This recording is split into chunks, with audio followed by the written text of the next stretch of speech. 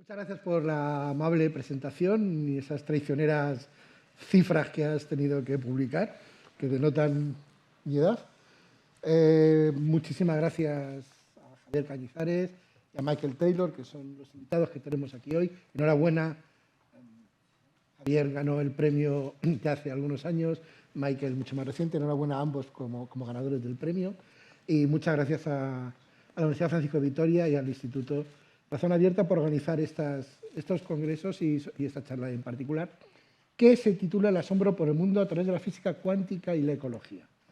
Y aquí hay tres palabras claves para mí, que son asombro, física cuántica, lo digo junto para que sea una palabra, y ecología, y varias reflexiones al respecto que creo que va a dar pie a jugosas discusiones. Lo primero, vamos a hablar en la misma charla, en la misma mesa, vamos a hablar sobre lo micro y lo macro, sobre algo que está más allá del nivel de microscopio, sobre la parte más constitutiva de la materia, y luego nos vamos a otro nivel mucho mayor, que son los sistemas ecológicos, los sistemas vivos, los ecosistemas que pueden tener dimensiones planetarias.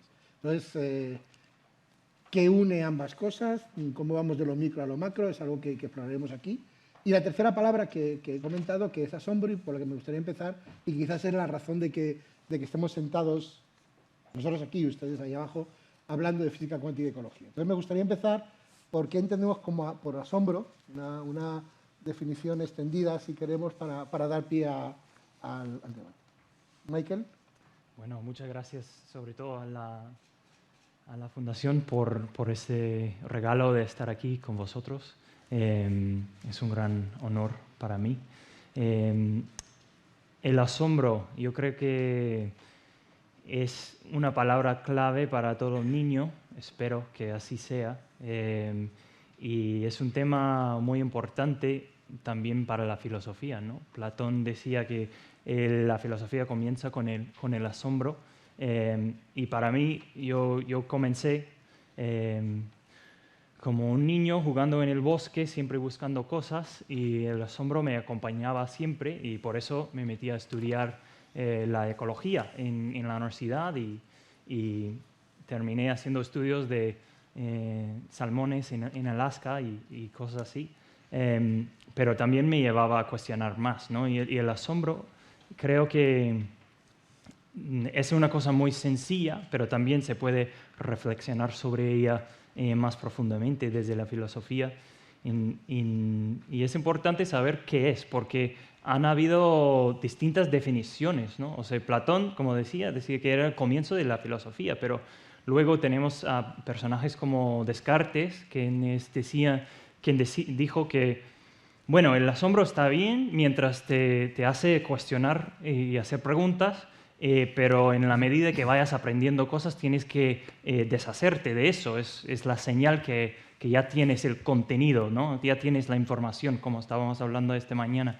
Pero creo que esa es una visión distorsionada, moderna del asombro. Yo creo que el asombro nos debe acompañar siempre, incluso debería aumentar mientras vayamos conociendo cosas. Entonces, me gusta mucho esa reflexión de un filósofo americano que dice que el asombro, en realidad, en términos filosóficos, nos demuestra la humildad que tenemos que tener ante la razón humana, ¿no? Porque el asombro es la experiencia subjetiva de la persona ante la objetiva realidad de la sobreabundancia de inteligibilidad de la realidad, ¿no? Que nos sobrepase una realidad, y el asombro es nuestra reacción ante ello, no es que hay un misterio y no hay suficiente información. Muchas veces pensamos que sea así.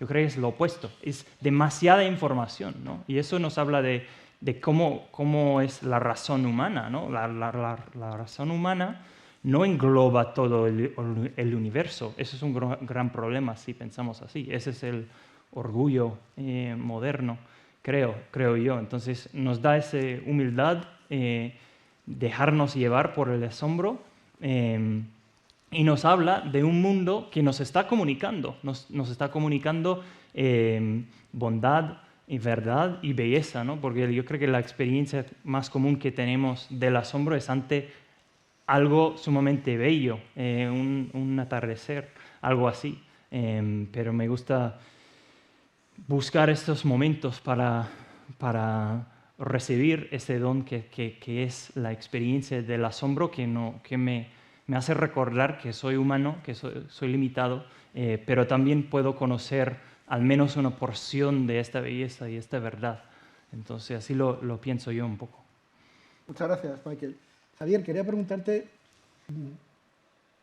tu faceta más científica, la relación entre asombro y ciencia, o incluso asombro gracias a la ciencia. Bueno, ya no me asombro de nada. ¿Cuántas veces hemos escuchado eso, no? O lo hemos dicho, o a lo mejor lo sentimos. Lo he preparado un poco, ¿eh? Sí, porque es que es asombroso que estemos aquí. O sea que, en fin, hay que empezar con agradecimientos por poder estar aquí, porque ya eso en sí es asombroso, efectivamente. Pero cuando hablamos de esto, cuando escuchaba a Michael, yo pensaba, claro, ¿cómo ve un científico? Yo voy quizá a defender más la visión científica o por mi trayectoria a lo largo de la vida. ¿Cómo entiende el científico el asombro? Como tú me preguntabas, el asombro desde la ciencia. Una pregunta que yo me hacía es, ¿el asombro es algo relativo también, no? O sea, ¿o hay un asombro absoluto? Porque quizá hay cosas de las que nos asombramos siendo niños y ya no nos asombramos siendo mayores, o es difícil asombrarse cuando uno ya se va haciendo un poco mayor, un poco viejo, empieza a vivir de experiencias, no vive de ilusiones. Entonces, ¿qué nos asombra y qué no nos asombra? ¿Qué asombra al científico? Pues pensaba que quizá una de las cosas que más asombra al científico es que vivamos en un mundo que no es caótico. Y ustedes a lo mejor dirán, pues vaya motivo de asombro. Pues sí, es bastante asombroso, porque ¿qué significa vivir en un mundo que no es caótico? Bueno, podríamos estar ahora mismo en un mundo donde dentro de 3 segundos este estrado estallara en 1000 pedazos, donde de repente el color azul de los sillones, creo que es azul, ¿no?, se convirtiese en un arco iris, donde la luz se convirtiese en balas que nos atraviesan y muramos, pero luego resucitamos. ¿Por qué no es así el mundo? ¿Por qué no es así? Vivimos en un mundo donde hay una serie de patrones, donde hay más o menos unos sistemas de partículas, como nos gusta hablar a los científicos, que son relativamente estables, hay patrones estables, duran pues un cierto tiempo, no sabemos, parece que hay partículas que tienen una vida media infinita. El protón, por ejemplo, no se sabe si el protón tiene una vida media infinita o es una vida media finita. A lo que voy es que asombra el orden de la naturaleza, asombra que podamos referir unos efectos a unas causas, asombra que encontremos correlaciones y asombra que por eso podamos hacer ciencia, que encontremos racionalidad. Eso es quizá lo que más asombra al científico y eso es parte del sentido de misterio. O sea, no es simplemente algo que, bueno, es un exceso y por tanto pues muestra mis límites y también me hace sentir parte del misterio, porque como muy bien ha dicho Michael, pues claro, nosotros somos parte, ¿no?, de esta naturaleza, somos también parte de esos patrones ordenados, sino que podemos entender bastante de eso. Y me quería referir, para no alargarme demasiado, a uno de los grandes científicos. No sé, si preguntásemos aquí, ¿quién dirías que es el científico más importante de la historia? Pues probablemente, yo creo que diría Isaac Newton, pero probablemente la mayoría hablaría de Albert Einstein, que era un hombre que experimentaba un profundo asombro ante la naturaleza, pero no ante la naturaleza así en general, sino lo que más le asombraba era la capacidad que teníamos de entender cómo funcionaba la naturaleza, los procesos. Y ahí me quería referir a las palabras que Michael ha dicho acerca de la inteligibilidad. Quizá lo que más provoca asombro es la inteligibilidad del mundo, de la naturaleza. Y Einstein decía una cosa muy interesante y que yo me la recuerdo con mucha frecuencia para evitar la tentación del idealismo o la tentación de la falta de realismo. Y él decía, la ciencia que hacemos, el orden que nosotros procuramos describir con nuestras ecuaciones y con nuestras formulaciones científicas, no es algo que nosotros ponemos en la naturaleza. Y ponía el ejemplo del orden del diccionario. El orden del diccionario es un orden que nosotros ponemos, nos hemos inventado o tenemos una convención de cómo ordenar las palabras, el alfabeto, A, B, C, D, etc. Y entonces las palabras de cualquier idioma que siga esas grafías, esas letras, las podemos ordenar de esa manera. Pero todos sabemos que tener un diccionario de un idioma no significa saber el idioma. Uno puede tener el diccionario de, pues no sé, de alemán y saber muy poco de alemán, aunque pueda encontrar el significado en su lengua de esa palabra. Porque hablar un idioma es algo mucho más profundo, tiene que ver con construir estructuras, con la sintaxis, con la cultura de ese idioma, del país donde se habla ese idioma. Entonces lo que decía Albert Einstein es que el orden que nosotros encontramos y que describimos con la ciencia de la naturaleza no es el orden del diccionario, es un orden real que está en la naturaleza. Y lo que a él más le asombraba, incluso lo llamaba el milagro, el gran milagro, es que ese orden objetivo de la naturaleza y el orden subjetivo, en el sentido que somos los sujetos los que podemos conocer la naturaleza y podemos hacer ciencia, coincidiesen bastante, ¿no? Tuviesen un gran overlap, una gran zona de intersección. Eso él lo llamaba el gran milagro, que quizás es otro modo de entender el asombro ante el milagro. Y el milagro quizá no entendido como lo totalmente otro, sino como el milagro de la inteligibilidad, esa profunda conexión que hay entre la naturaleza y nuestra posibilidad de conocerla. ¿Puedo añadir una cosita más? Sí, yo estoy muy de acuerdo y creo que es muy cierto lo que dices. Yo, pensando en el asombro, yo haría una distinción entre el asombro, digamos, natural ante las cosas, que puede ser muy sencillo, como qué es esto, qué maravilloso es esto, el hecho que lo puedo entender y la complejidad o el simple asombro de un niño delante de algo bello, pero creo que también esto lleva a una pregunta más profunda y eso conocida como la pregunta metafísica por excelencia, que es la pregunta ¿por qué hay algo y no nada? ¿No? Y la ciencia que practico y que aprecio mucho no busca contestar esta pregunta porque toma por dado que existen cosas y que están aquí, ¿no? Y en esto, el hecho que existen, también hay este elemento de la inteligibilidad, de que lo podemos conocer, que nos debe hablar de lo que has mencionado al principio, que somos parte de este mundo. Y yo creo que muchas veces olvidamos o nos separamos, aunque sea metodológicamente, del mundo real de la creación, ¿no? Y creo que eso nos puede ayudar también a guiar la conversación. Antes de pasar a... Ya han empezado a discutir, así que me parece muy bien, eso es ayudarme a hacerme el trabajo. Antes de pasar un poco a ver cómo ese orden se manifiesta desde el nivel cuántico, desde las partículas elementales hasta los grandes ecosistemas, y por qué hay ese orden y cómo el mundo cuántico realmente afecta temas como la conciencia o la inteligencia. Sí que me gustaría que cada uno de los dos invitados pues, contara un poco cuál es su aportación. En el caso de Michael Taylor, su obra The Foundation of Nature, que me parece un libro tremendamente interesante en un ámbito en el que yo soy muy profano, como es la ecología, pero tiene algunas frases que me he permitido entresacar y que ya hemos comentado y que le voy a pedir que un poco se explaye sobre ellas. Hablas de la metafísica del don como una forma de sustentar prácticas bioéticas que fomenten no solamente el respeto por la naturaleza y nuestro entorno, sino también la libertad y el respeto a la dignidad humana. qué es la metafísica del don y cómo llegamos hasta ese respeto a la dignidad humana a través de ella. Gracias por la pregunta.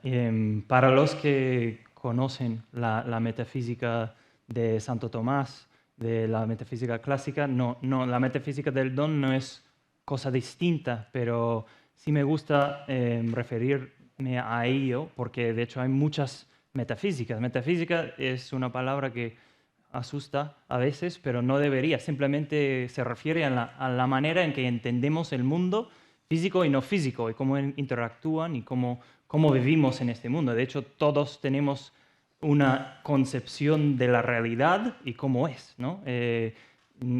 Yo no me levantaría de la cama si pensaría que se va a caer el suelo, pero conozco y creo que se va a mantener el suelo cuando piso encima, ¿no?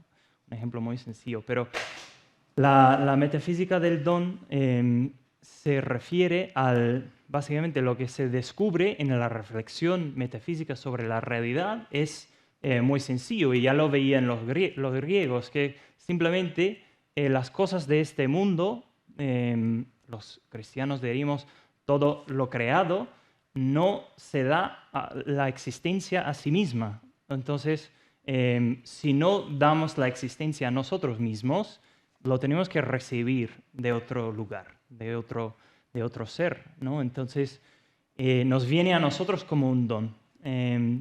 Y esto es el patrón de todo el cosmos, en el sentido de que, y es algo más profundo, porque si estamos hablando de la existencia,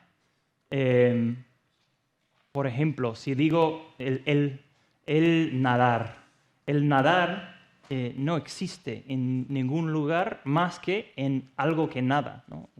Un nadador, un pez, pero solo existe en lo concreto, ¿no? Mucho más aún la existencia. O sea, la existencia, el ser, no existe propiamente en este mundo, ¿no? Solo existe en cuanto se dona a un ser concreto. Y eso es lo que significa ser creado. Eso es lo que significa ser criatura. Entonces, en ese sentido, el ser, la existencia, para existir, se tiene que dar, se tiene que limitar, se tiene que donar. Y yo creo que ese es un patrón que se puede ver en todo el mundo, en la química, en la ecología, en la manera que se tiene que relacionar todos los animales y minerales de un ecosistema, y se ve en las relaciones humanas. De hecho, a nosotros mismos, si me preguntas quién soy, o sea, digo de dónde soy, cuántos hermanos tengo, mi apellido, o sea, todas esas cosas son relacionales, ¿no? No me identifico como un individuo aislado, ¿no? Entonces, yo creo que el llamarlo metafísica del don nos dispone a ver la realidad con estos ojos de gratitud, de humildad y de buscar estas relaciones que nos hacen más personas, ¿no? Javier, ¿se puede hacer metafísica sin saber física? Es una pregunta un poco capciosa, ¿no? Sí. Porque yo creo que malamente. Aunque me parece, ya que has tirado por ahí, que uno de los problemas que tenemos hoy, que llevamos heredando desde hace bastante tiempo, viene de un accidente histórico que yo creo que ha ocurrido, ¿no? Entonces, quizá voy a provocar un poco, me voy a mojar un poco. Entonces, este accidente histórico es que Aristóteles se equivocó con la física y acertó con la metafísica. Con lo cual, pues parece que sí que es posible hacer metafísica sin saber física. Lo que pasa es que, como dice un amigo mío, de la verdad sale la verdad y de la mentira puede salir cualquier cosa, también la verdad. Con lo cual, simplemente estoy diciendo esto porque me parece que gran parte del problema moderno que hemos tenido es que la ciencia y la filosofía se han ido separando no solamente por la cuestión de la especialización que ocurre pues, con el discurso del método, el siglo XVI, Descartes, etc., sino, bueno, porque el filósofo ha pensado que se puede hacer filosofía centrándome simplemente pues, en la metafísica, en las cuestiones más profundas, también antropológicas, ¿no?, que caracterizan mucho a la filosofía moderna. Y el científico pues, ha decidido centrarse en, bueno, en esa interpretación de la naturaleza que ahora la hace la ciencia y no la necesita hacer más el filósofo. Se han repartido los campos. De hecho, creo que hay un gran déficit de filosofía de la naturaleza, ¿no?, durante toda la edad moderna.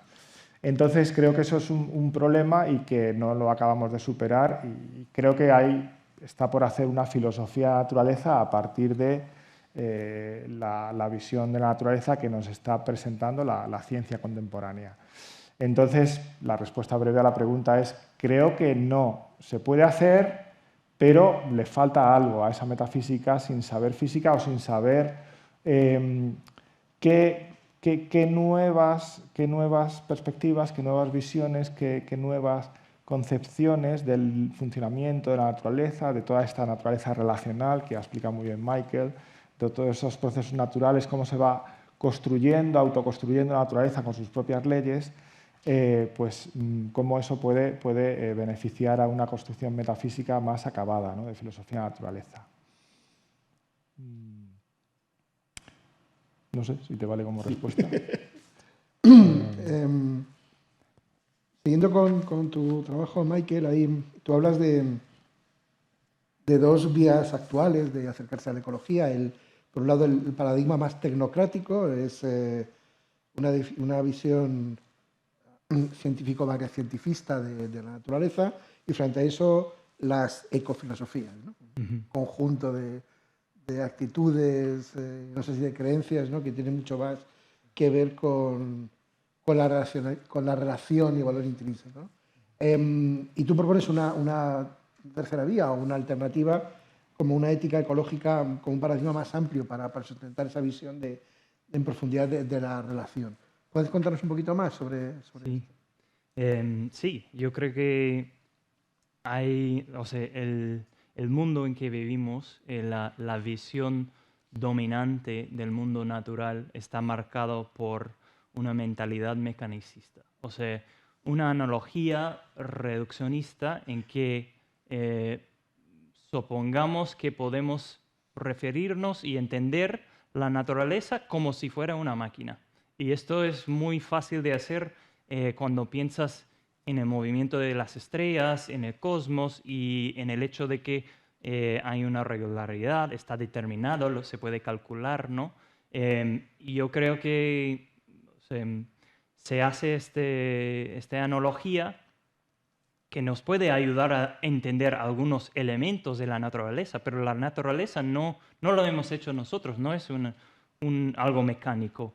Hay más que pasa en la naturaleza. Entonces, esta vía moderna de entender la naturaleza está marcado en primer lugar por el materialismo y está marcado por esta mentalidad de que podemos intercambiar una cosa con otra, ¿no? O sea, reducir las cosas a números, básicamente, ¿no? Y en eso se pierde la dignidad de cada individuo, tanto humano como no humano. Se ven reemplazables, ¿no? O peor, se ve como un flujo de energía, que esto ya ante el mundo moderno y la revolución industrial se empezaba a tratar los animales como cosas, ¿no? Y hay muchas personas que objetan a eso hoy en día, que son los animalistas, ¿no? Que ven que esto no debería ser así, ¿no? No podemos tratar a los animales así. Y estoy de acuerdo con ellos, ¿no? En ese sentido, pero ellos tienen otra visión y otra posición que se lleva en un sentido al otro extremo, que es todo eso está mal, y más bien la manera de entender la naturaleza no es como una máquina con partes separables pero juntables, sino como un gran flujo de energía, ¿no?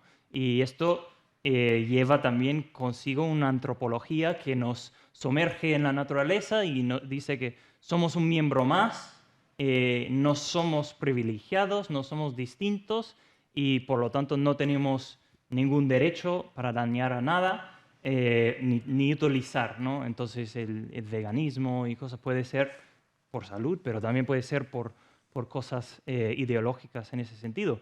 Y la metafísica, o sea, ninguno de esos dos hablan de metafísica, el segundo un poco más, pero un análisis filosófico, metafísico de las posiciones, o sea, qué es la realidad, revela que, claro, la primera tiene esa visión moderna, mecanicista, y la segunda tiene este holismo, ¿no? O sea, y se ve con frases como todos somos polvo de estrellas, y en realidad en esta visión también se pierde el valor del individuo, porque si somos todos polvo de estrellas, no somos individuos, no somos nosotros mismos. Y la clave es coger de los dos, porque mientras somos sustancias, somos individuos, no estamos separados de los demás, ¿no? O sea, como decía antes, me defino por mis relaciones con los demás y no puedo vivir solo, ¿no? Ningún hombre es una isla. Entonces, lo que intento hacer en el libro y proponer no es nada original, simplemente es replantear desde un punto de vista filosófico lo que es la enseñanza de la creación, que nos dependemos de un regalo que es la existencia, que somos individuos propios con una dignidad que está propio a nuestra esencia, nuestra naturaleza, y también tiene dignidad lo demás de la naturaleza. No tiene que ser una oposición, más bien yo creo que tenemos que defender la dignidad de la naturaleza para defender la dignidad del ser humano también, porque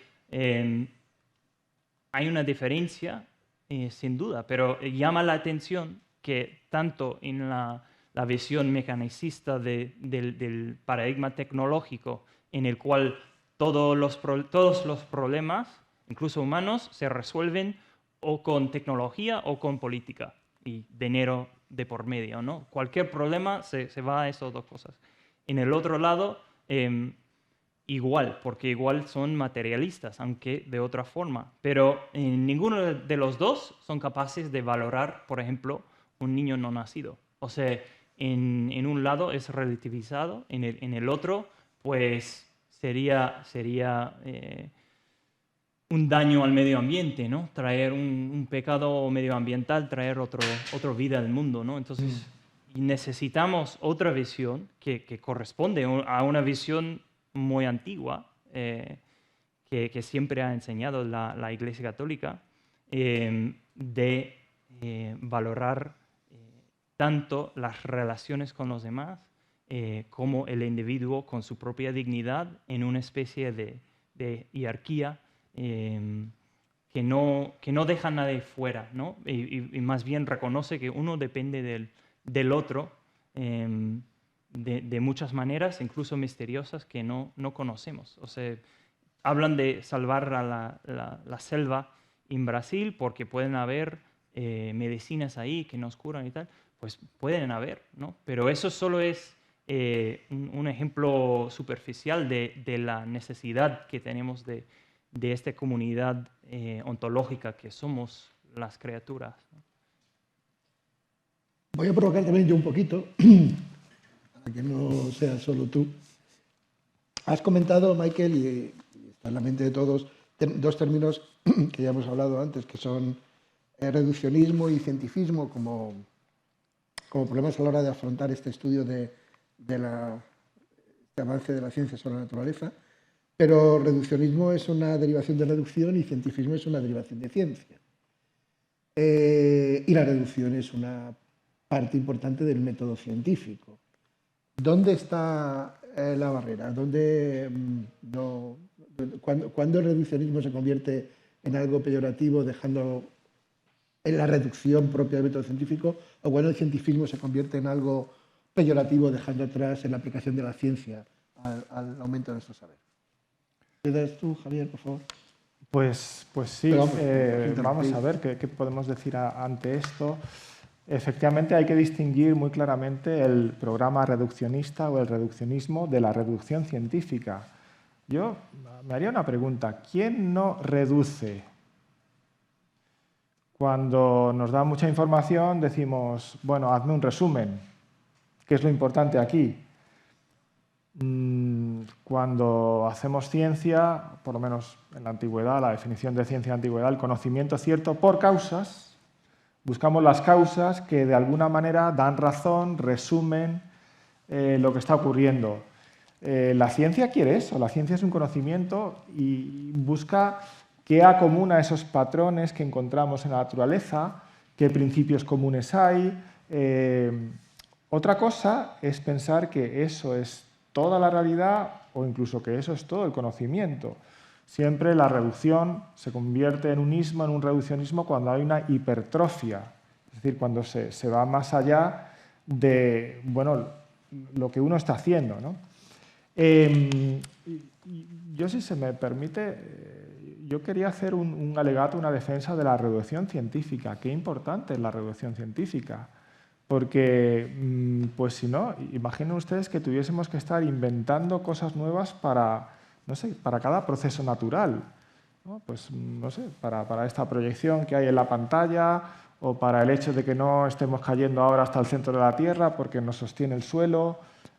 Conocemos bastante bien los principios fundamentales de cómo funciona la naturaleza, aunque hay muchas otras cosas que se nos escapan.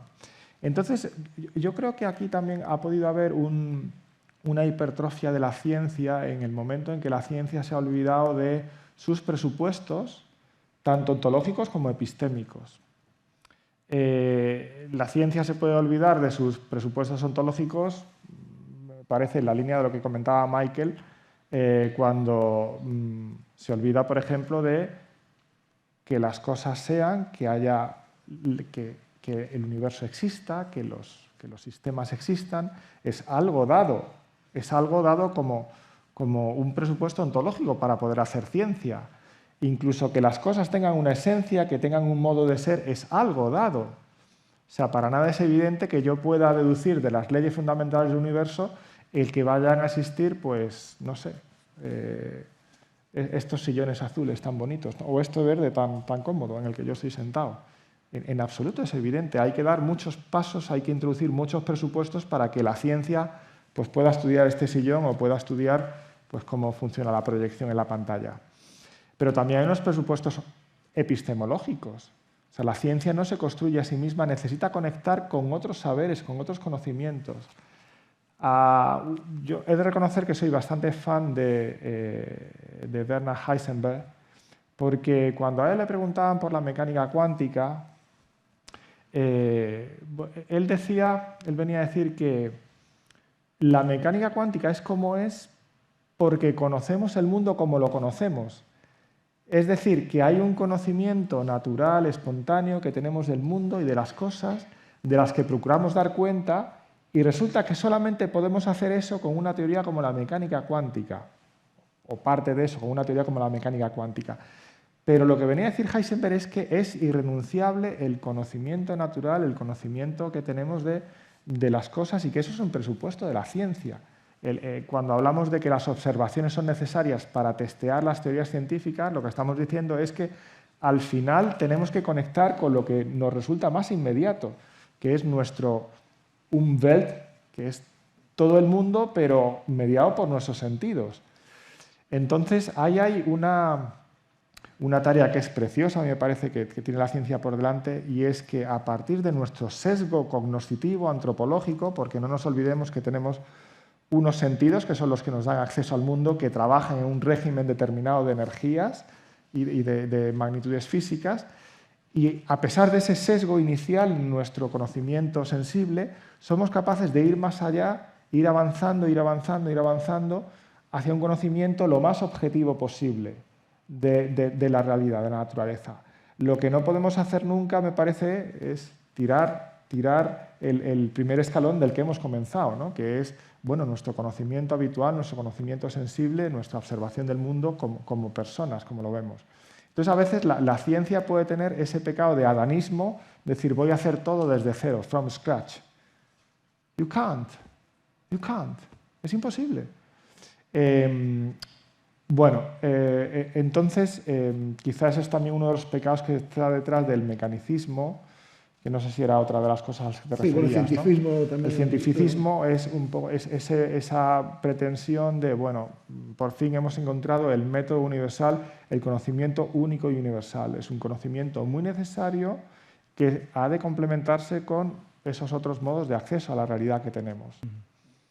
Hay una cosa, perdón, que has dicho, lo quiero pillar antes de que le contestes, pero no sé si lo he entendido bien. ¿Tú crees entonces que hay una relación de causalidad de lo micro a lo macro y también de lo macro a lo micro? Es decir, del mundo como tal hacia sus principios, igual que del principio hacia el mundo en general. ¿O la mecánica cuántica tiene algo que ver con esa...? Bueno, esto casi daría para varios días de discusión, ¿no? Para un congreso en sí mismo.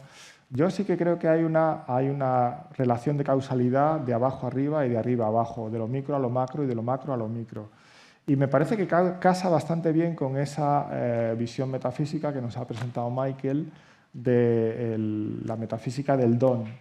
Cuando estaba hablando del ser y cómo los seres se dan el ser unos a otros, no sé por qué de repente me ha venido a la cabeza, creo que es el principio eleático, que dice que ser es causar o ser capaz de causar. Si tú no tienes potencia causal, no eres, no existes. Y en el universo que estamos, uno de los mayor motivo de asombro es esa relación causal que hay de unas cosas con otras, evidentemente con diferentes niveles de causalidad, diferentes tipos, diferentes intensidades, pero hay una influencia real de los seres entre sí. Hay como ese donarse del ser para otros seres, ¿no? Bueno, esto en la mecánica cuántica nos llevaría más lejos. Pero a lo que voy es que me parece que la ciencia contemporánea está descubriendo que yo no puedo construir el universo, yo no puedo encontrar una descripción cognitiva completa del universo simplemente empezando desde abajo, empezando desde el nivel de las partículas fundamentales, que ni siquiera sabemos cuáles son. Ni siquiera sabemos cuáles son, porque el modelo estándar que tenemos hoy día es un modelo que necesita ser completado, porque tiene una serie de problemas. Entonces, ni siquiera sabemos si existe un nivel fundamental de partículas, ni siquiera sabemos cuáles son las interacciones fundamentales. Las sabemos que las 4 que hay son muy importantes, pero no sabemos si vienen de una interacción más fundamental, cómo eso se ha producido, cómo se ha ido concretando, ha ido emergiendo en la historia del cosmos. Pero conforme uno empieza a estudiar otros niveles de la realidad, uno necesita introducir nueva información o uno necesita introducir nuevos principios causales que dan razón de que, pues no sé, haya una estructura tan ordenada de átomos como la que tenemos aquí delante, o no digamos ya con los vivientes. O sea, ¿qué causa la emergencia de un sistema complejo, tan complejo, valga la redundancia, como cualquiera de los que estamos aquí? Es simplemente ilusorio pensar que eso se puede explicar a través de unas condiciones iniciales y a través de unas leyes que rigen el universo desde tiempo inmemorial. O sea, parece que en la naturaleza se da una novedad, se da una causalidad que va apareciendo en cada nivel y que permite ese desarrollo de la naturaleza, esa determinación de la naturaleza en diferentes niveles.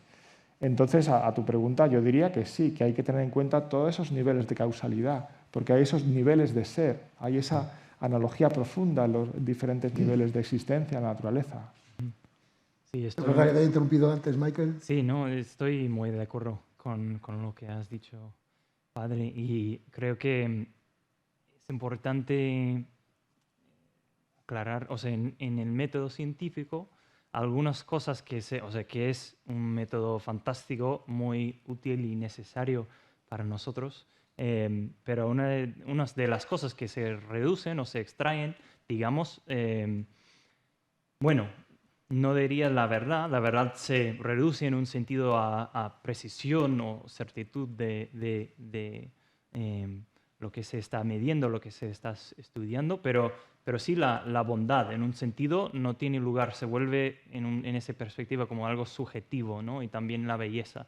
O sea, en el mundo moderno, o sea, la bondad y la belleza son subjetivas totalmente y la verdad puede ser numérica, pero poco más, ¿no? Entonces, yo creo que es importante cuando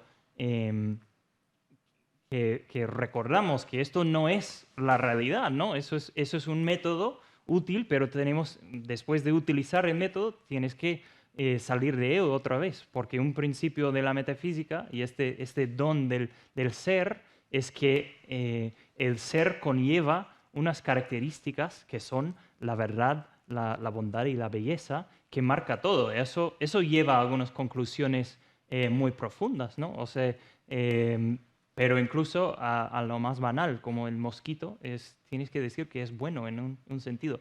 Pero yo creo que es interesante pensando en la educación, ¿no? Y cómo formamos nuestra visión de la realidad.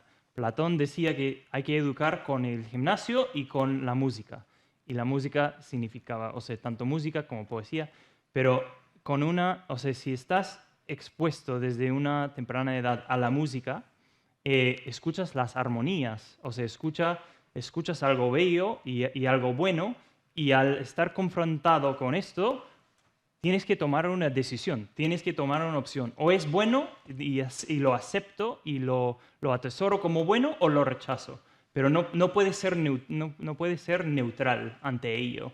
Entonces, estar expuesto a la música para un niño y las cosas bellas, o sea, tal cual como los libros para niños hoy en día que llevan valores, o sea, queremos exponerlos para que el niño puede decir, sí, esto es bueno, esto es lo que quiero yo. Y yo creo que la mentalidad moderna que se cría solo en una visión científica, que es agnóstico ante la bondad del mundo creado, o sea, es bueno para mí si me es útil en un momento, si no es útil no me es bueno, ¿no? Y en ese sentido es verdaderamente subjetivo. Esto sí lleva a una forma de ver el mundo y un rechazo o una ceguera ante la bondad de la realidad. Entonces, yo creo que es uno de los peligros de absolutizar el método o olvidar que estamos utilizando un método, aunque o sea, sin renunciar al método, ¿no? O sea, yo creo que tienes que llevar ambos. ¿Lo seguimos? ¿O quieres apostillar? Seguimos, porque no tengo claro lo que quiero apostillar, entonces mejor seguimos. Apostilla luego, si quieres, entonces. Voy a hacer una afirmación. Nuestro mundo necesita procesos cuánticos y nuestro cerebro también.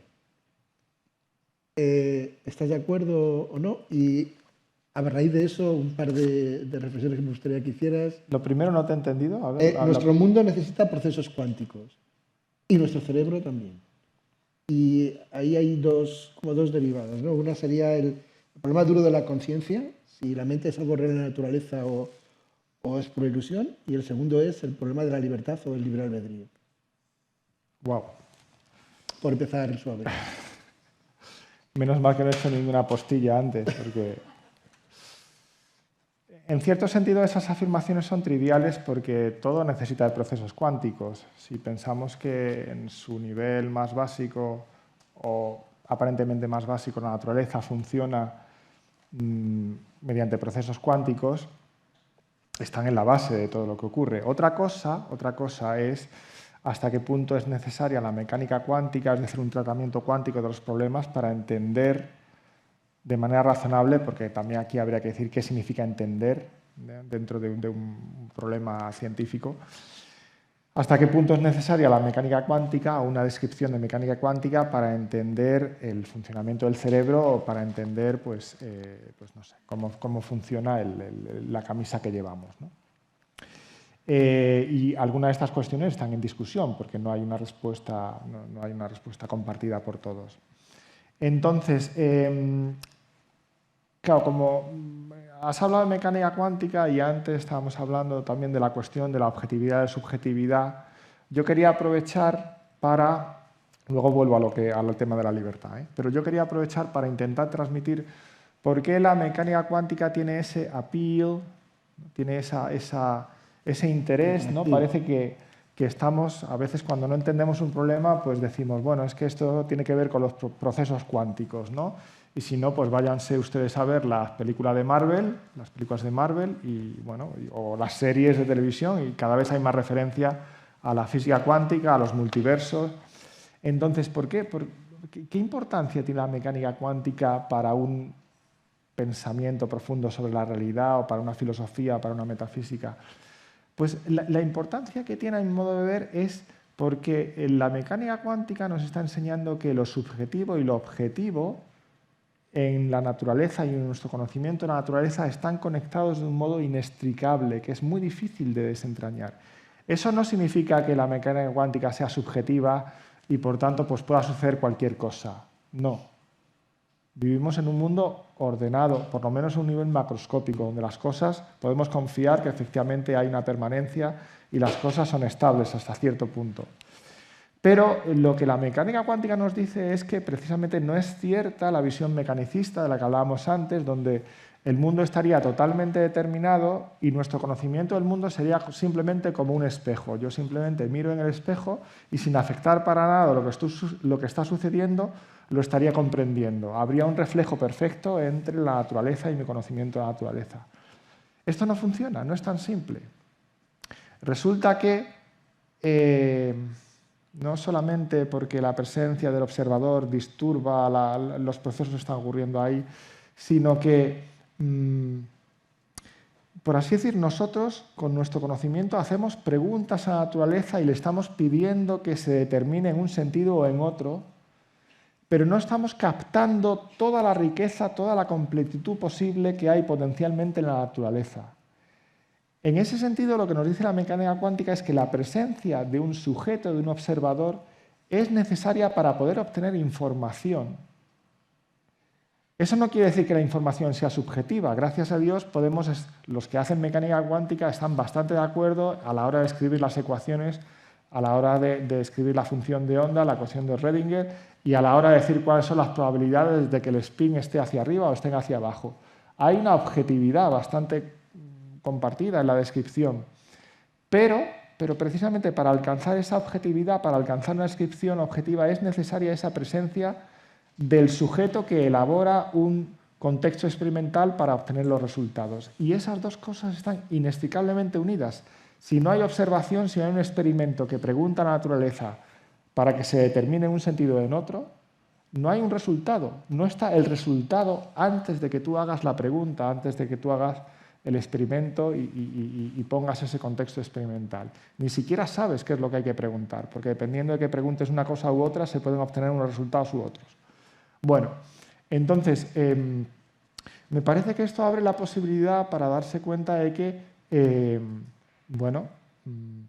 quizá la naturaleza requiere un tratamiento, requiere un acceso a ella que va más allá del mito de la objetividad pura, o del mito del mecanicismo, o del mito del determinismo, donde todo está, conociendo el estado de la naturaleza en un momento determinado del tiempo y las leyes de la naturaleza, ya todo está determinado. Bueno, creo que eso no se puede sostener lógicamente. Hoy día eso se llama superdeterminismo, pero creo que es una posición metafísica, no científica, y además creo que metafísicamente mala. Me parece que la física cuántica permite una naturaleza que tiene unos procesos que la llevan a determinarse en diferentes niveles, donde cada cosa está interconectada con la otra y donde, curiosamente, hay una construcción cada vez más objetiva. Entonces, ¿qué relación tiene esto con el cerebro, con la emergencia de la mente, con el libre albedrío? Bueno, tiene la relación de que, evidentemente, si viviésemos en un mundo totalmente determinista, parece que la libertad es una rara avis o parece que es una contradicción, que la libertad sería una ilusión. El mundo cuántico, sin darnos una respuesta a lo que es la libertad, que significa que el ser humano sea libre, que es algo muy complejo de responder y donde son necesarias, pues, la contribución de la ciencia, de la neurociencia, de la filosofía y no nos olvidemos de la teología, porque simplemente pongo como anécdota, hace unos meses estuve en un congreso de neurocientíficos y filósofos y en la cena del congreso uno de los neurocientíficos, que no era creyente, hablando con otro filósofo que tampoco era creyente, o sea, estaban hablando un neurocientífico y un filósofo no creyentes, y entonces en un momento de la cena se dirigieron a mí y me dijeron, curiosamente los dos estamos de acuerdo que esta cuestión de la libertad, del libre albedrío, solamente tiene una respuesta seria desde la teología. Cosa que a mí me sorprendió mucho, ¿no?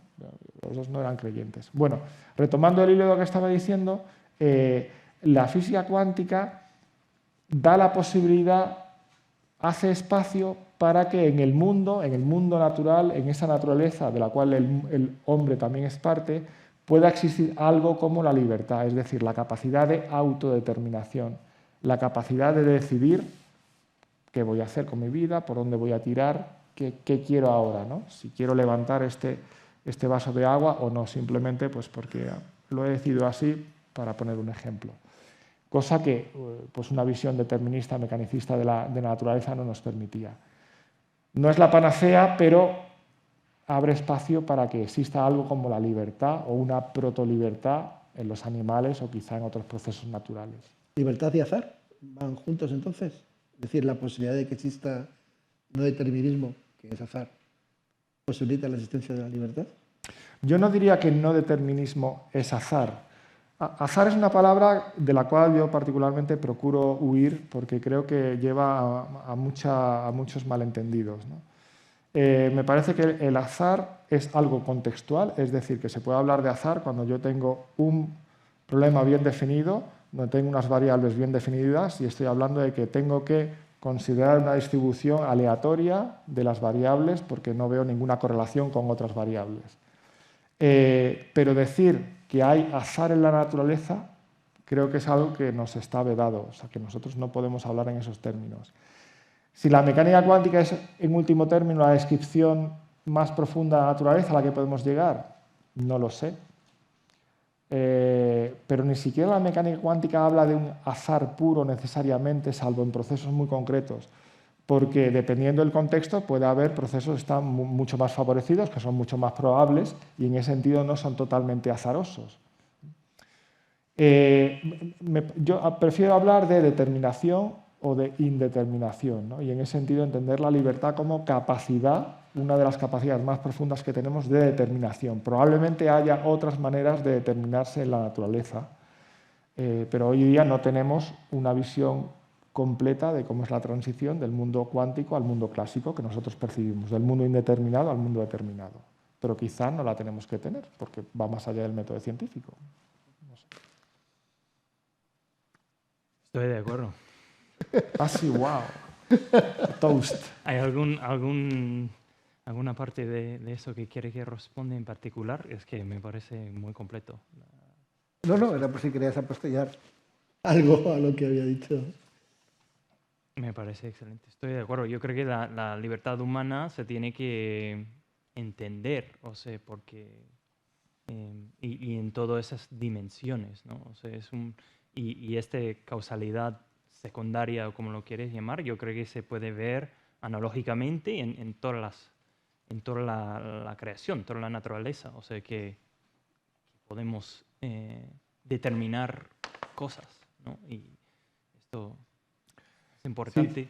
Sí, si se me permite, bueno, una de las cosas que quería comentar, cuando se ha hablado del mecanicismo, claro, el por qué nace el mecanicismo o esta filosofía mecanicista también tiene su razón de ser. No nos olvidemos, simplificando mucho, claro, la metáfora preferida para entender la naturaleza hasta la Edad Moderna, en la Edad Media, es la del organismo. Pero claro, eso lleva, bueno, a pensar, ¿no? Pues que había principios activos que eran diferentes, ¿no? En las hierbas, en los árboles, quizá también pues, un mundo que podía estar habitado pues, por fuerzas mágicas, o sea, la piedra filosofal, o sea, había cosas, bueno, bastante indefinidas, podríamos decir, ¿no? Por decirlo de la manera más suave posible.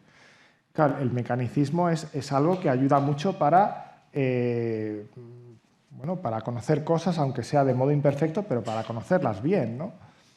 El avance que supone las leyes de la mecánica de Newton para unificar el mundo sublunar y el mundo supralunar, pues es un éxito sin precedentes en la ciencia, ¿no?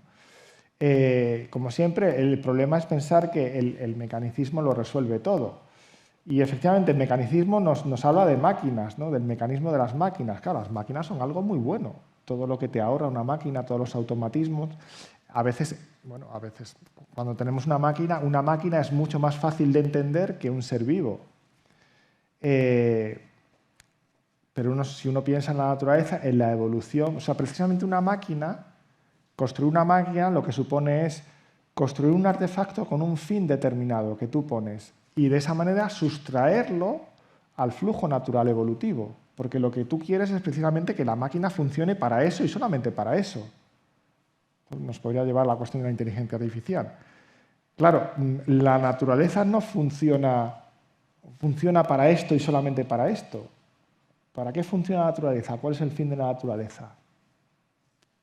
Parece que hay una direccionalidad, parece que hay una finalidad, pero poco a poco vamos entendiendo cosas, ¿no? Quizás se nos escapa esa finalidad última, ¿no? O solamente se puede hacer desde la fe. A lo que voy es que, ha tenido su razón de ser, pero pues, es un error muy grande pensar que es el modo mejor de entender las cosas. La lógica explicativa de la naturaleza no es la del mecanismo, es algo más profundo, ¿no? Quizá pues, hay que volver a esa visión del organismo, que el Laudato Si parece favorecer también. No todo está relacionado con todo, bueno, como ocurre en los organismos, ¿no? Donde el ser humano ya es de una manera casi absoluta, podríamos decir, ¿no? Porque el alma es en cierto modo todas las cosas y nos interesa todo el mundo, todo el universo, ¿no? Por esa especificidad del ser humano, por ese vértice que alcanza la evolución del ser humano. Entonces, claro, pretender entender las cosas del hombre de un modo mecanicista pues es un error metodológico muy grande. Además de tu respuesta, quería que comentaras sobre esto de cuál es el fin último de la naturaleza, cuál es el objetivo de la naturaleza, si es que realmente, Sí. Entiendo que desde la metafísica del don sí se puede dar una respuesta a esta pregunta.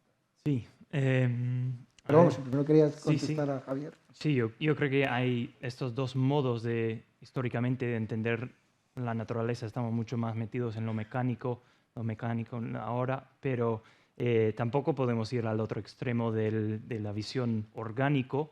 Esto sería la teoría de Gaia, una cosa así, que es un holismo que pierde el individuo. Entonces, lo que nos permite la analogía y nos permite la filosofía es coger de los dos y entender que la naturaleza es algo propio, o sea, y que somos tanto individuos como la definición de la persona, ¿no? Es persona en comunidad, no se puede separar y no se puede perder ni el uno ni el otro, ¿no? Y por eso Joseph Ratzinger, antes de ser papa, decía que la substancia y la relación son igualmente primordiales, ¿no? Entonces, primordiales en el sentido de que antes de que somos algo, somos también relaciones. O sea, no llegamos a ser nada sin estar en relación. O sea, esto se ve perfectamente en la biología. O sea, somos la relación física entre la genética de nuestros padres. Pero recuérdeme de la segunda parte de la... Sí, ¿cuál es el objetivo? El objetivo de la naturaleza, claro. Bueno, Santo Tomás tiene un principio que es el efecto siempre lleva señales de su causa, ¿no? Y eso no es necesariamente de uno a uno, pero yo creo que se puede ver en la realidad, o sea, desde o sea, eso sí lleva a la teología, pero no tiene que ser así, pero simplemente se ve cómo crecen en el mundo la verdad, la belleza y la bondad. Y el orden se mantiene a través de la vida, ¿no? Esa tendencia a la sobrevivencia, ¿no? O sea, la insistencia de la vida para sobrevivir, o sea, parar por un instante localmente la termodinámica casi o la entropía, nos habla de algo especial en la naturaleza, pero también diría yo y yo creo que es la revelación nos ayuda mucho porque se puede ver la falta en la naturaleza también. O sea, se puede ver la muerte y lo negativo en la naturaleza y también se puede ver, o sea, una tendencia a intentar llegar a una especie de estabilidad eterna. O sea, y se ve las tensiones en la naturaleza. Entonces, o sea, a mí me ayuda a entender eso, mi fe y la revelación, pero yo creo que se ven estas dimensiones y no se puede ignorar lo que significa la apariencia de la vida, que aún no llegamos a una explicación científica, y lo que conlleva, ¿no? Todos esos rasgos.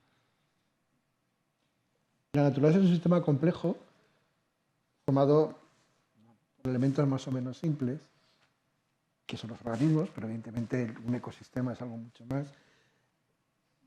¿Tiene sentido hablar de propiedades emergentes o de sistemas emergentes como resultado de esa combinación? Y en ese caso, ¿se pueden definir esos sistemas únicamente en función de los elementos y las leyes que rigen esa interacción? ¿O hay algo más? Y eso mismo puede aparecer, esa misma modelo emergente es una de las teorías de aparición de la mente. O sea, estamos hablando al final de que tanto a nivel de la mente humana como la aparición de los modelos de Loca-Volterra, la aparición de los sistemas, hay un mecanismo por debajo común que no sé si es criticado o no lo es, ¿no? Hasta qué punto la suma de los elementos simples y unas leyes es capaz de explicar un comportamiento mucho más complejo. En el caso de la mente es muchísimo más complejo, ¿no? Yo creo que o sea, a ver, claramente la vida aparece como algo radicalmente distinto a lo mineral. Yo creo que hay cosas semejantes, o sea, las relaciones químicas entre cosas sí demuestran un dar y un recibir de una forma que la vida demuestra mucho más profundamente. Pero yo creo que hay un peligro y en las ciencias y las ecofilosofías les gusta utilizar la emergencia para intentar explicar tanto la vida como la percepción de la inmaterialidad del alma como cosas emergentes. Llegan porque, o sea, las ecofilosofías, aunque rechazan la ciencia moderna en un sentido, pasan a ser ciencia postmoderna y intentan también explicar todo dentro de una paradigma materialista y evolucionaria. Entonces dicen que llegan a decir que la percepción de tener un alma inmaterial es algo evolutivamente beneficioso para nosotros. Y así, o sea, ¿cuál es la evidencia para eso? Pues en gran parte es el presupuesto de que solo existe la materia, ¿no? Si acogemos a las intuiciones iniciales de la filosofía, entendemos que todas las cosas tienen una esencia que no es material. O sea, es muy difícil hoy en día para nosotros imaginar, pero se puede decir, o sea, en términos bruscos, que todo tiene un alma. Así lo dice Aristóteles. O sea, una planta tiene un alma vegetativa hasta el hombre, que tiene un alma mucho más pleno, ¿no? Entonces, esto es muy natural y esto es, o sea, la emergencia no... El problema de la emergencia, como se utiliza en la ciencia hoy, es que dicen que la emergencia sale de la materia, o sea, todo viene de abajo de arriba, y ese es el problema con el evolucionismo que encapsula todo el conocimiento dentro de la evolución, que puede ser muy certera desde la perspectiva material, pero que si todo viene de abajo hacia arriba, tenemos el gran problema del sentido de las cosas. O sea, todo es, llegamos al azar, llegamos a al determinismo y llegamos al fatalismo, el nihilismo últimamente, en el último caso. Entonces, yo creo que en la naturaleza hay que entender una relación constante entre lo material y lo inmaterial. Y eso era muy intuitivo para todo el mundo por siglos, ¿no? Y es solo hoy que tengamos problemas con eso. Pero yo creo que entender la emergencia como no como surgiendo de la materia, sino de esa interrelación entre la materia y lo inmaterial, ¿no?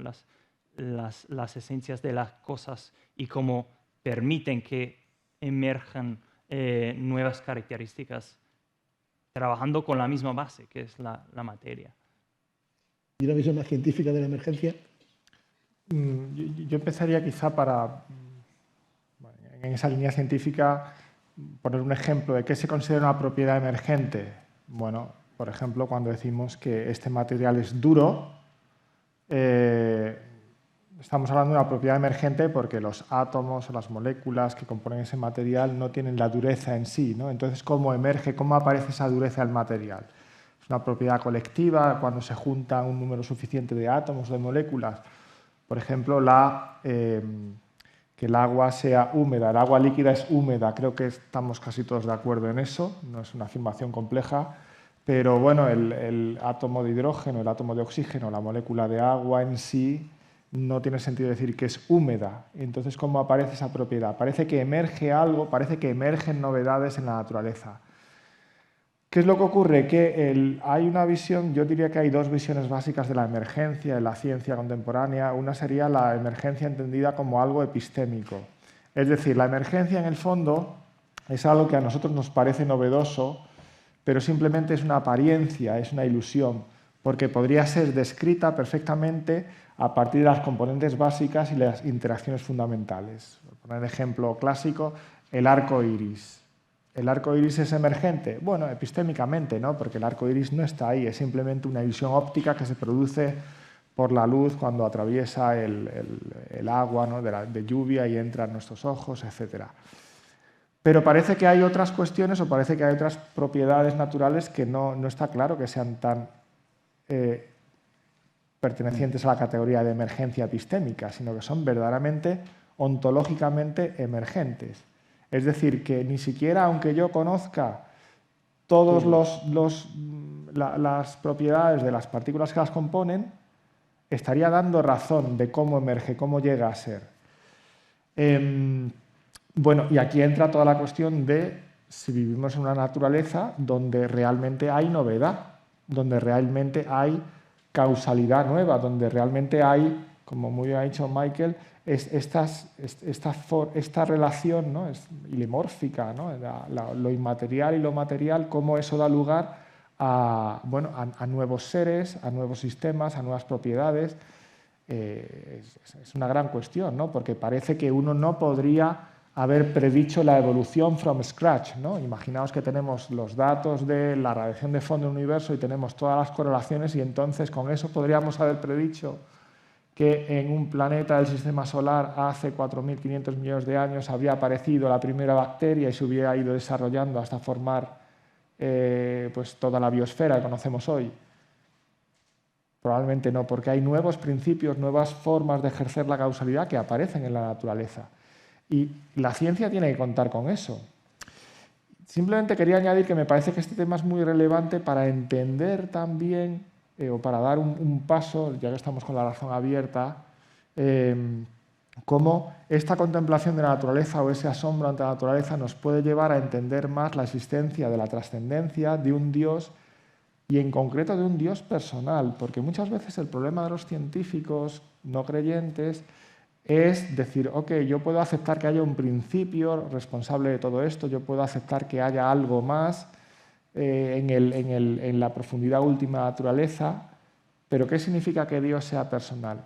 A mí me convence mucho una referencia que hace Joseph Ratzinger, me parece que es en la teoría de los principios teológicos, donde dice que contemplando cómo funciona la naturaleza, con esta novedad y al mismo tiempo con este asumir lo que ha ocurrido en el pasado, con esta historia, una naturaleza que es histórica, que se va desarrollando, que se va autodeterminando, que va construyendo nuevos niveles.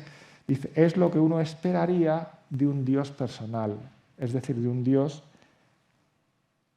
para quien la relación es importante y que le da tanta importancia a la libertad, a las leyes en cada nivel de la naturaleza, a la autodeterminación, ¿no?, de cada nivel.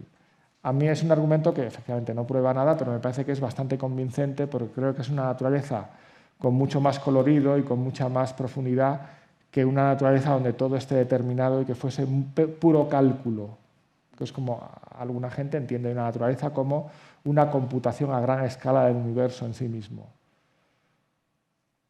Bueno, partiendo de que el propio universo es un gran ordenador, es lo que subyace detrás de esa aproximación, ¿no? Es la nueva metáfora también Sí. que se utiliza hoy día para entender la naturaleza, como un gran ordenador, Sí. ¿no?, una gran computación. Sí, hemos pasado del modelo del cerebro ordenador al modelo naturaleza o universo ordenador. Yo no sé cómo andamos de tiempo, tengo ahí 20 pasadas y quería ver si hay alguna pregunta entre los asistentes, porque entiendo que a -4 empieza la siguiente sesión. Ah, vale. Entonces, bueno, de todas formas, creo que es buen momento para ver si hay preguntas que tengan que ver con nuestros dos invitados. Es el momento de o lo que han contado o lo que no han contado, pero que sabemos de ellos. Por favor, hay una persona, no veo muy bien lo de las manos, hay una persona aquí.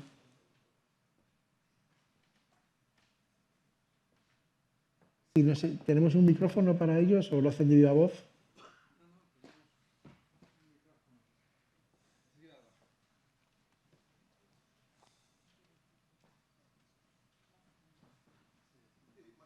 Lo que he visto había visto que a -4 empezaba la siguiente sesión, por eso estaba más preocupado.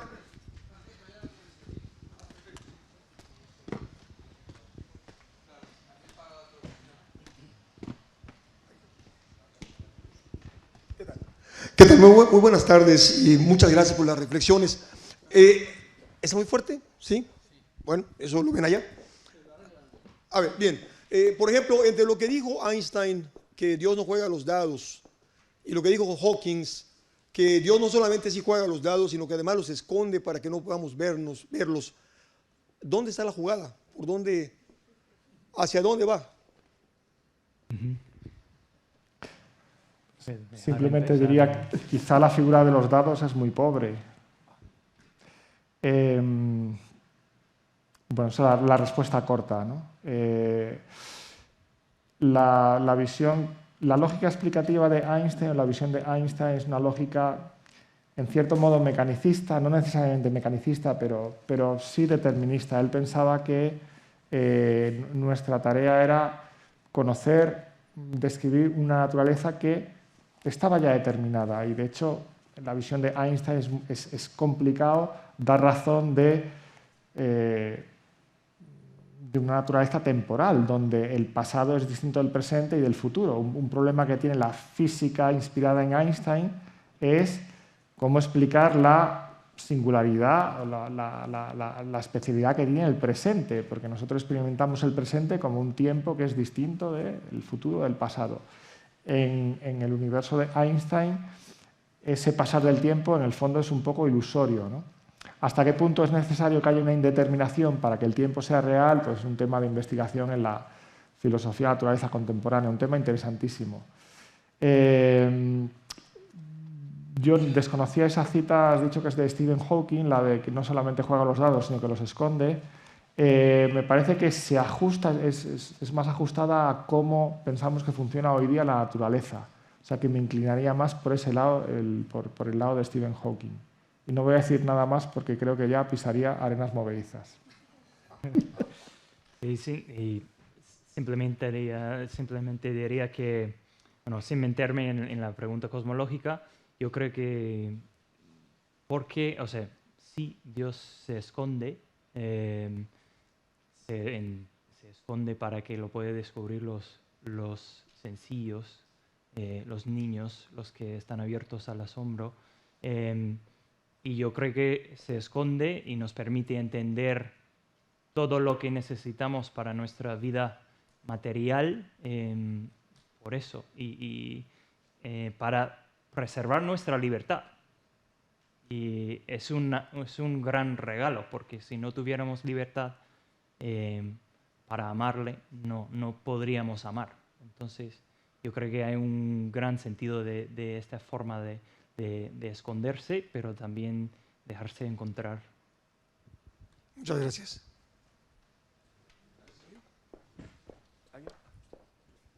¿Había alguna otra pregunta antes? Sí, pero... Ready for another question? All right. I would like to know whether Bien, me gustaría saber si estoy en lo correcto en algo que he escuchado de lo que han dicho. Yo creo que si se habla sobre la física cuántica, implican que Heisenberg dijo que era absolutamente necesaria la observación. ¿Es correcto que para que nosotros sepamos que existe una partícula, esto implica la existencia de un observador? ¿Estoy en lo cierto? O sea, que usted dice que la observación es necesaria ¿para qué? Que es necesario que haya un observador para poder medir e identificar la presencia de la partícula o aspectos de la partícula.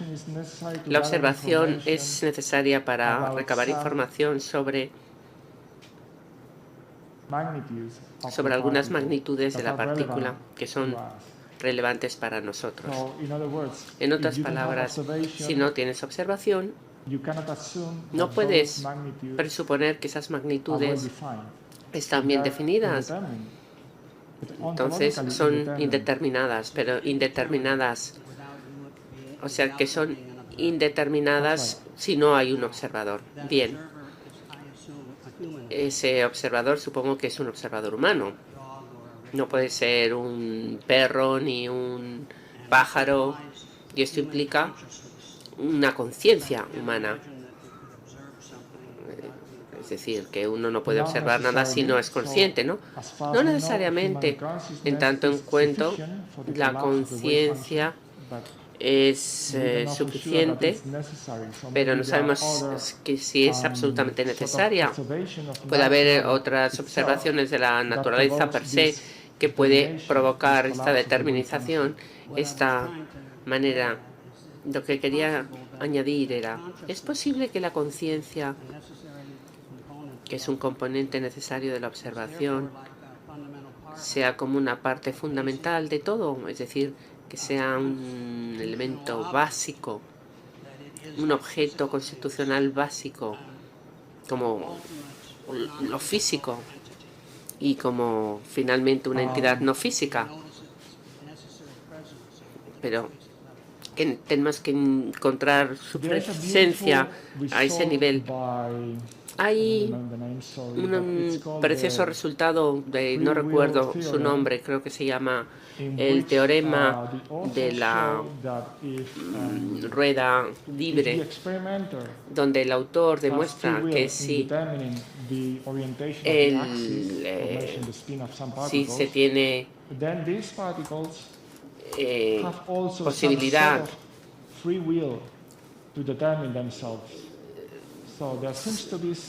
es decir, que de repente hay una predeterminación, una libertad en estas partículas. ¿Por qué es importante esto?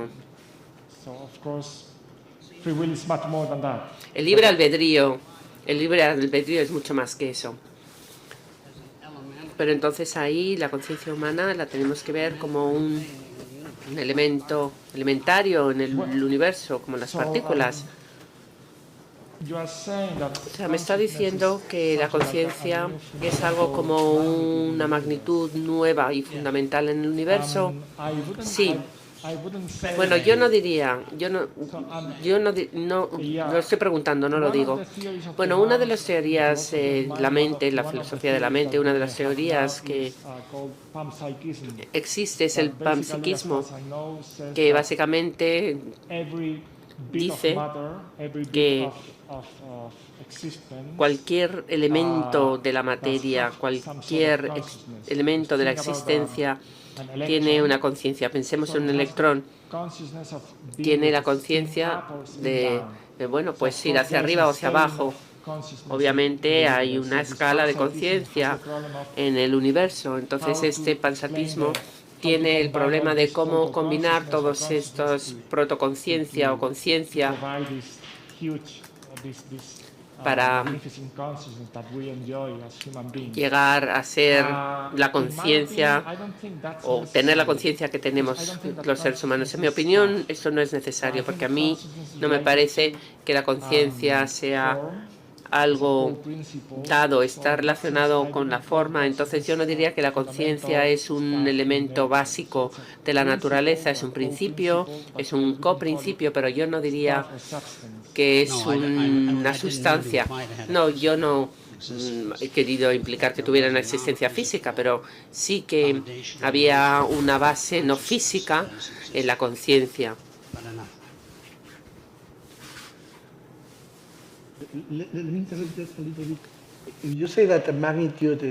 Permítame que lo diga. Si quiere creer que la magnitud tiene un valor del ser, la conciencia es suficiente como para colapsar la onda de la partícula. ¿Qué sucede si no hay conciencia? Si no hay ser consciente. Pues no sé si tiene sentido ese debate, si no hay conciencia, si no hubiera conciencia en el universo, ni siquiera la ciencia.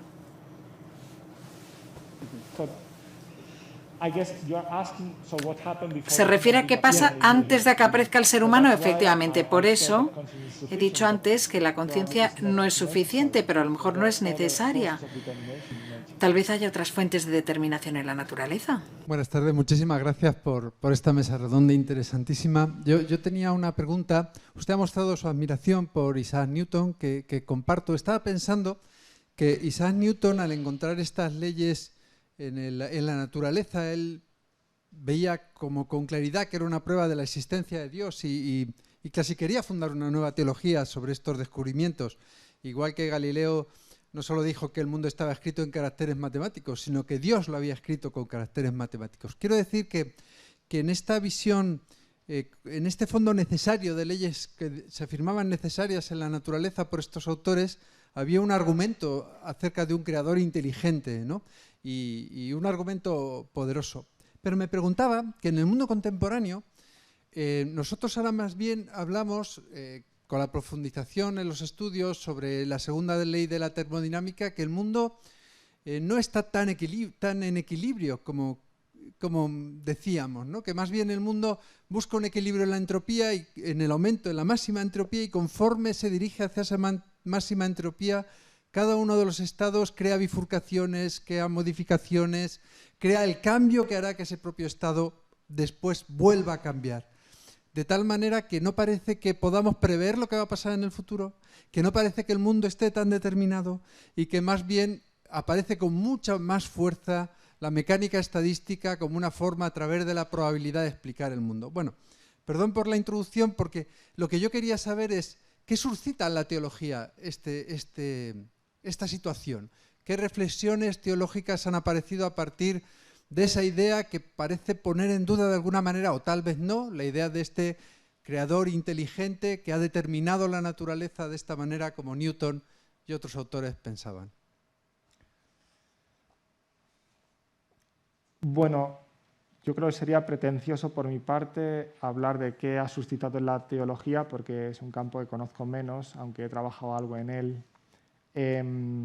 Sí que creo que hay corrientes teológicas que intentan introducir de alguna manera estas visiones nuevas, por ejemplo, la llamada Open Theism, el teísmo abierto, que intenta mostrar cómo Dios actuaría en la evolución, o por ejemplo hay un proyecto teológico llamado NIODA, Non-Interventionist Objective Divine Action, que trata de entender cómo es la acción divina concreta de Dios en la naturaleza sin que sea una acción intervencionista, es decir, que no tengamos un Dios chapucero, que es el problema del Dios que interviene, Si es el mismo Dios que ha creado las leyes de la naturaleza, entonces es un Dios que se está corrigiendo continuamente a sí mismo.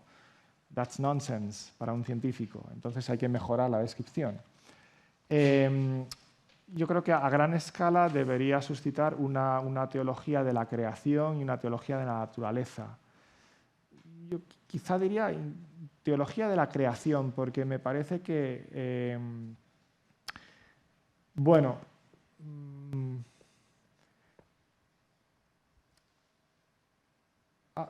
hablar de la naturaleza únicamente para la teología tiene el riesgo de que nos olvidemos pues, la relación fundamental que existe entre la naturaleza y su creador.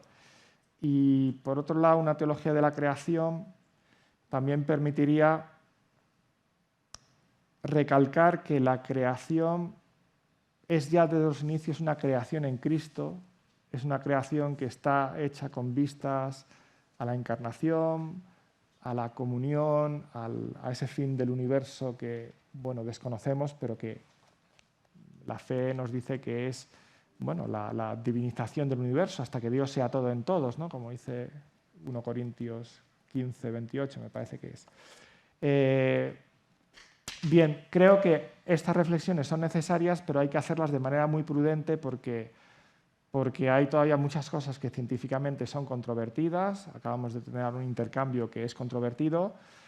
Hay que pasarlos por el tamiz de la crítica filosófica y yo creo que luego vendría la teología. Entonces creo que la teología debe ser prudente, pero sí que hay un material que es muy prometedor. Es lo más que puedo decir.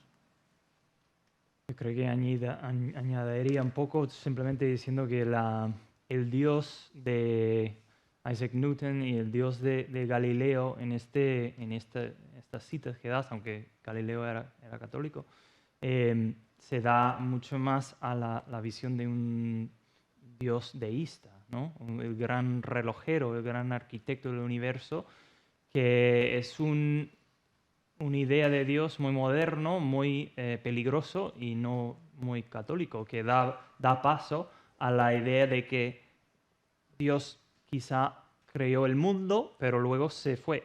Y esto lo reinamos nosotros.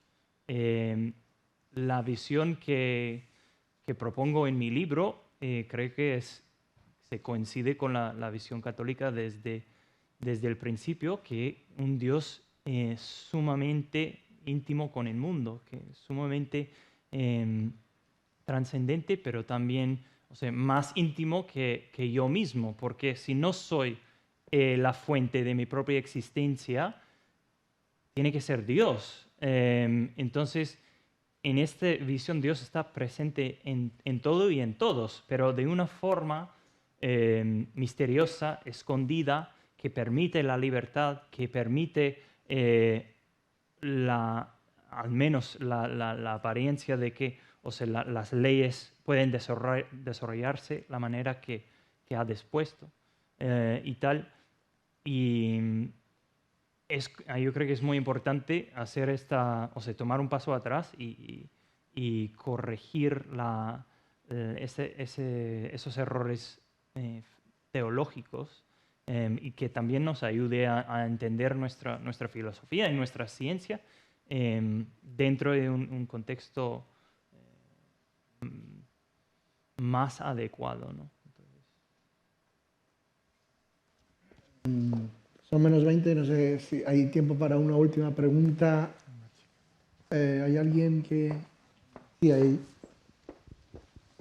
Pero en cualquier caso, a vosotros os ruego brevedad para acabar a -15 y no interrumpir la agenda del... Bueno, intentaré ser concisa. Muchas gracias por sus aportaciones y la verdad es que es realmente inspirador para la filosofía, los que no conocemos tanto de ciencia, ¿no? Pero es necesario ese conocimiento. Yo quería preguntar con respecto a, digamos, al evolucionismo, ¿vale? Y a la teoría de Darwin, ¿no? ¿En qué sentido creen que está superada, ¿vale? Si conocen, que no lo sé, la teoría del élan vital de Bergson, ¿vale? Porque la refuta. Y sobre todo, si creen que se puede hablar en cierto sentido de evolución espiritual. Me explico. A veces daría la sensación, ¿no?, a lo largo de la historia de que no hay una evolución en ese sentido, sino un retroceso, ¿no? Pero es verdad que se pueden, digamos, observar ciertos cambios cualitativos, en cierto sentido inexplicables, irreductibles a una explicación por lo menos, ¿no? Mecanicista, ¿no? Como han dicho, ¿no? Entonces, pues eso, en definitiva, ¿qué relación, digamos, a lo largo de la evolución existe entre materia y espíritu? Y si efectivamente hay una evolución espiritual, y si es así, si hay, digamos, un punto de llegada, ¿no? O no lo hay. ¿Y qué tiene que ver esto con un designio bueno? Y bueno, ya está. Gracias. Yo, si he entendido bien la pregunta, creo que podría alargar mucho, pero sin tomar demasiado tiempo, yo creo que, o sea, tendría que haber, claro, si todas cosas tienen materia y forma, o sea, una naturaleza, una esencia no material, tendría que haber un acompañamiento inmaterial. Y que esto tendría que tener un salto cualitativo al llegar al ser humano. Y en la teología de Santo Tomás tiene un concepto para eso que se llama redictio completa, cuando el alma del hombre ya se vuelve autoconsciente y por lo tanto se puede relacionar con Dios. Entonces, esto sí podría permitir que haya una evolución, o sea, acompañada, más bien dirigido por lo inmaterial, que lleva al hombre, que incluye un cambio material gradual y un salto cualitativo a lo espiritual, que sería entrar en relación con Dios. Pero Dios acompañaría todo ese proceso, estaría presente, ¿no? Entonces, pero podemos hablar después, si quiere, es un tema muy amplio y se puede llevar a malentendidos, pero yo creo que hay espacio para... Yo, por añadir algo, diría que no me parece que sea honrado hablar de errores o equivocaciones de Darwin. O sea, el gran mérito de Darwin es presentar un marco explicativo nuevo, que es el marco evolutivo, y que no nos engañemos, es el marco racional aceptado comúnmente por todos. Otra cosa es que él desconociese la cuestión de la información, de los genes, o que la evolución tenga esos saltos, no sea tan gradual como él pensaba, o que la misma evolución necesite, bueno, aclaraciones como, por ejemplo, de qué nivel estamos hablando, porque bueno, es el nivel del individuo, es el nivel de los genes, ahí hay entre los evolucionistas, entre los biólogos, pues hay discusiones, pero dentro siempre del marco darwiniano, podríamos decir, ¿no? Podemos hablar de un neodarwinismo o una teoría sintética de la evolución, pero creo que no es justo hablar de errores de Darwin, una superación de Darwin como se supera la mecánica clásica por la relatividad o la mecánica cuántica. No conozco tanto la teoría del elan vital de Bergson, el vitalismo está muy desacreditado, y sí me parece que se puede hablar de una evolución espiritual. Por no dar más detalles, porque no me siento seguro hablando de eso, sí me gustaría hacer referencia a unas palabras de Ratzinger en Introducción al Cristianismo, donde él, en ese marco explicativo de la evolución, dice, bueno, lo interesante de esto es que el último paso de la evolución es la evolución del espíritu que cuenta con la libertad. Ya no es simplemente la evolución que se lleva a cabo por las mutaciones aleatorias en los genes de la selección natural, sino que entra en juego la libertad humana. Evolucionamos con la libertad humana, es la evolución, bueno, con la sociedad, ¿no? La evolución que conocemos en las sociedades humanas. ¿Es eso evolución espiritual? ¿Te estás refiriendo más a una evolución del alma de cada persona? Quizá lo podemos hablar luego en privado. Yo no debería de hablar porque no soy limitado, sino el moderador, pero sí que creo que hay que tener cuidado al hablar de teoría y no confundir con hipótesis. Y que una teoría es algo que está suficientemente no escrito en piedra, porque una teoría puede ser superada o puede ser demostrada como inválida, basta un solo caso para demostrarlo, pero de luego asignar la categoría de teoría según qué hipótesis se plantean me parece un poco arriesgado. Y en este caso yo defiendo y rompo todas las lanzas que hagan que romper por Darwin y por la teoría darwinista, evidentemente. Entonces, hablar de la superación de la teoría darwinista y de que hay otra teoría alternativa, pues no sé, esto la gente que hace filosofía de la ciencia puede explicarlo mucho mejor, pero una cosa es una hipótesis y otra cosa es una teoría. Y bueno, no debería haber hablado, insisto, pero no lo he podido evitar. Muchas gracias, Michael, de verdad. Muchas gracias, Javier, por pues por esta hora y 3/4 que hemos estado aquí charlando. Espero que nuestra audiencia se haya sentido tan cómoda como creo que hemos estado nosotros y, de nuevo, gracias a la organización y a Razón Abierta por permitir estos diálogos tan interesantes y tan fructíferos. Muchas gracias. Muchas gracias.